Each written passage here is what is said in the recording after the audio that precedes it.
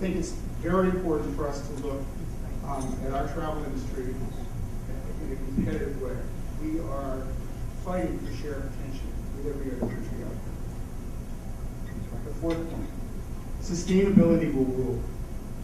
Before World War II, 1 billion people traveled to another country in a year. Each summer, Italy gets that many foreign visitors every week. International trips are expected to top 1 billion within the next 3 years. In 1957, 27 million people visited U.S. national forests. The figure is now more than 350 people. Consider that the 130 million person coastal population of the Mediterranean doubles in summer due to tourism. Cruise ship tourism in the Inside Passage for British Columbia and Alaska has tripled in less than a decade. So now we've got a world that is really beginning to travel. It's a great opportunity for you guys, because you're going to have more markets. But if you look at the 4 economies in the BRIC countries, Brazil, Russia, India, and China, that represents 25% of the world's land, 40% of its population by the end of the decade, will account for 10% of the world's gross domestic product. They haven't really done travel. And when they do, our most treasured places, it's going to be besieged. Imagine a world where you can't travel the way we can. We're already seeing the glimmerings of that. Airlines are carbon crippled, oil starved, unable to provide with just the bare necessities. Hotels are trying to figure out how to attract customers no longer in love with luxury, but really wanting experiences of authenticity and cultural enrichment.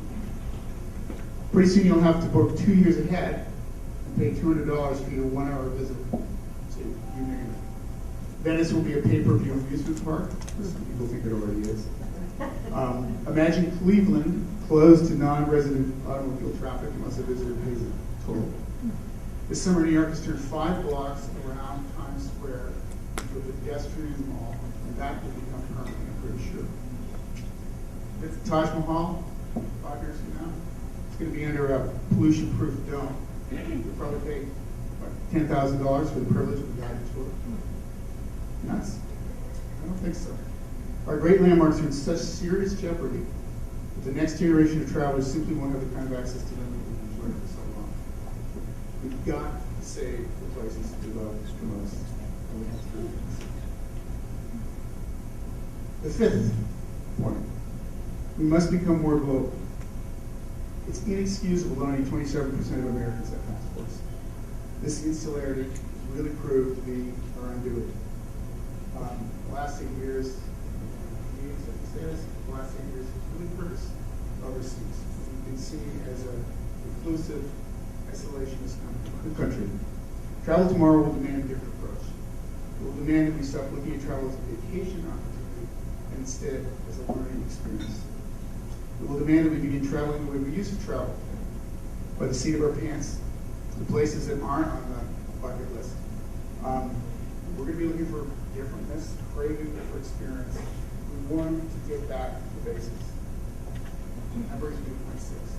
Intergenerational travel will become increasingly important. And that focuses on travel as a learning. Remember I said it's travel, health, education. Education is going to be critical. We have right by my own. Okay? We have to inculcate a philosophy now that travel, not just vacations to iconic places, but a travel born out of curiosity for other cultures is a fundamental key to our future prosperity. I have a lot of places that I want to go to before I hang up my sneakers. I now have 3 children. 2 are, under the age of consent, and 1 is beyond it. And the greatest gift I can give them is the gift of travel. It's the treasure that my mom gave me that I never forgot. I'm convinced that any parent willing to share such experiences offers the gift that keeps on giving. Children who learn to travel will travel to learn, and they'll do it all their lives. It's what I've done. It's probably what most of you have done in this room. I suspect that a lot of you who have children are doing that as well. Yet Americans' understanding of other cultures is disastrously slight. According to a Roper poll of young Americans conducted by National Geographic, only 37% could find Iraq on a map.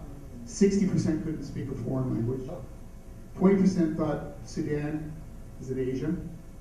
It's the largest country in Africa. And half couldn't find New York on a map. The pollster's conclusion: young Americans are unprepared for an increasingly global future. Too many lack even the most basic skills for navigating the international economy or understanding the relationship among people and places. The greatest wealth concentration and creation of the 21st century will come from people who are innately globalized and who understand how to receive the wisdom of the planet. That's something that futurist Andrew Zolli told me recently, and he also said, and the only way you can do both is to travel.